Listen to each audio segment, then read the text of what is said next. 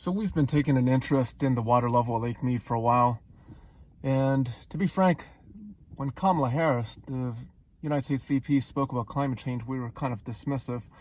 Because with respect to Lake Mead, we tend to attribute it to a majority factor of overuse and basically the way California, Nevada, Arizona, neighboring states use the resource. But it's very interesting because, of course, it goes back to the general climate change. What degree is it caused by evaporation and the reduced flow of the Colorado River? To what degree is that can that be attributed to a decline in ice cap of accumulation across the Rockies? So which now going upstream, downstream, no longer punny.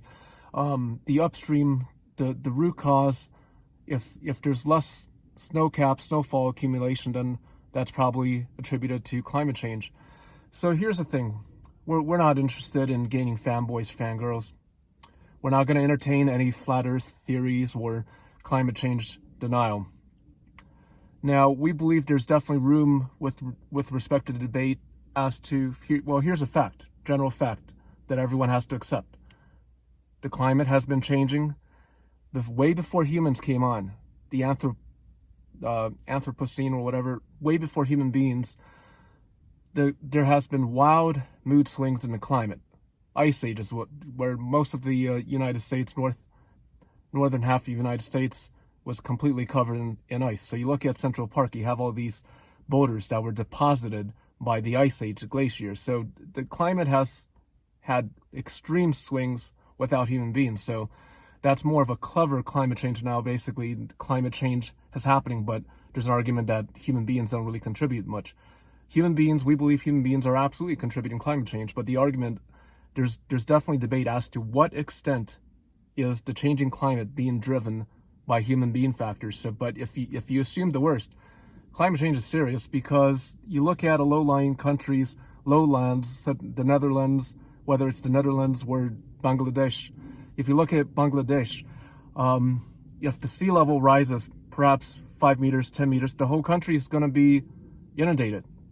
You're going to have refugees. It's going to not just sea level rise, but you look at arable land. If the land is lost, that's going to cause armed conflicts. We're talking about AK-47 armed conflicts, brutal, kinetic armed conflicts across different parts of the world.